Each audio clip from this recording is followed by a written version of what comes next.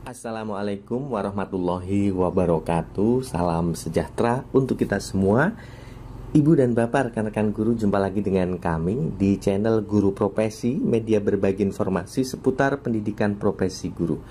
Seperti yang sudah kami janjikan sebelumnya, bapak dan ibu, teman-teman sekalian, di video sebelumnya kami sudah berbagi informasi tentang langkah-langkah selanjutnya agar sertifikasi 2024 bisa cair. Utamanya adalah bagi bapak ibu guru lulusan PPG tahun 2023.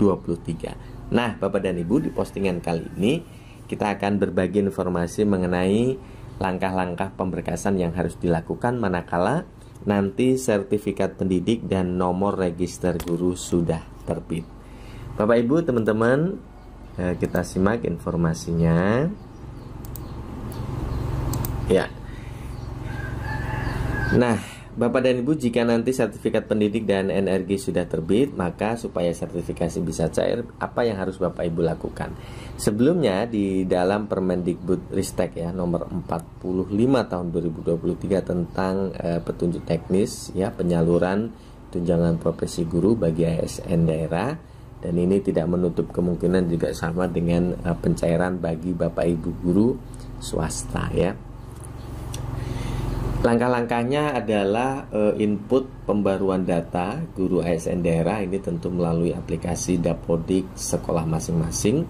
Kemudian nanti operator pada dinas pendidikan, khususnya adalah yang berurusan dengan penyaluran tunjangan profesi pada bidang GTK, akan memvalidasi dan kemudian mengusulkan ya penyaluran guru-guru yang berhak untuk menerima sertifikasi, dan kemudian ditetapkan oleh yang berhak menetapkan, yaitu pejabat pada Kemendikbudristek ya, sesuai dengan kewenangannya. Kemudian nanti akan ada pembayaran tunjangan, dan tunjangan akan diterima oleh guru, dan ini prosesnya meskipun hanya 4 kotak ya begitu, tapi ini prosesnya cukup panjang bapak dan ibu sekalian. Nah, kalau kita lihat kemudian di jadwal validasi dan penetapan penerima tunjangan, ini ada perubahan dari tahun sebelumnya ya. Berdasarkan Permendikbud terbaru ini, bahwa sinkronisasi data untuk penyaluran sertifikasi guru itu dilakukan tanggal 31 Maret, yang sebelumnya dilakukan pada tanggal 28 Februari. Jadi artinya ini mundur 1 bulan begitu ya dari yang sudah-sudah. Kemudian jadwal pembayaran untuk triwulan 1 mulai bulan April. Ini paling cepat ya ibu dan bapak, teman-teman. Memang bunyinya bulan April, tapi tidak menutup kemungkinan pencairannya nanti bisa jadi ya bulan Mei, bulan Juni begitu. Kalau misalkan triwulan 1 dicairkan di bulan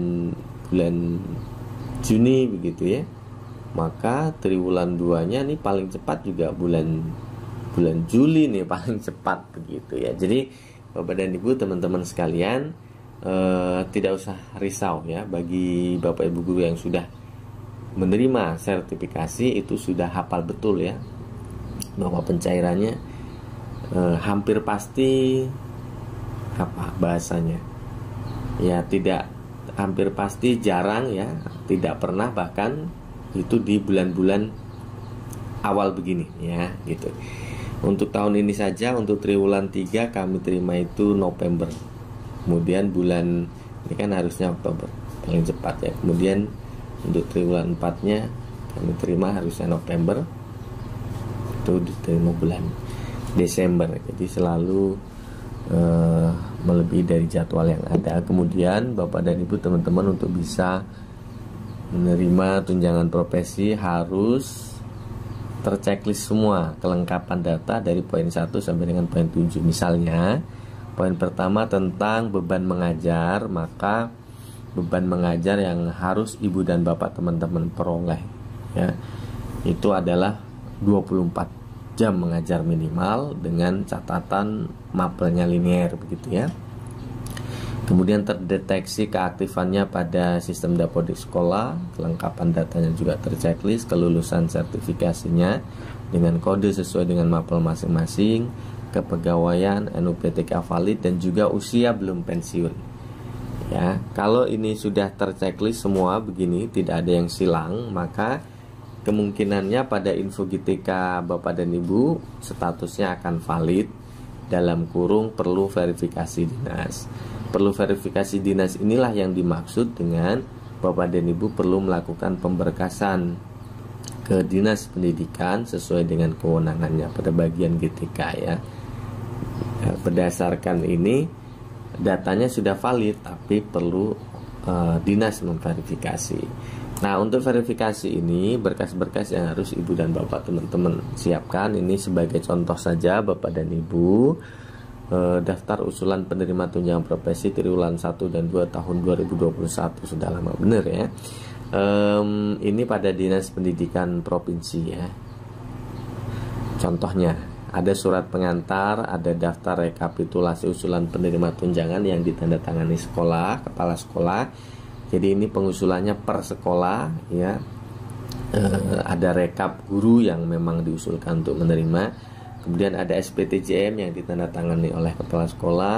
Info GTK yang sudah valid ditandatangani oleh masing-masing guru di atas materai 10.000. Melampirkan SK penunjukan pengangkatan sebagai guru bagi yang belum memiliki SK jabatan fungsional, dan juga melampirkan fotokopi sertifikat pendidik dan fotokopi buku rekening Bank Lampung bagi guru yang baru menerima tunjangan profesi. Nah, ini adalah beberapa berkas yang kemudian harus disiapkan dan disampaikan pada bidang GTK Dinas Pendidikan masing-masing.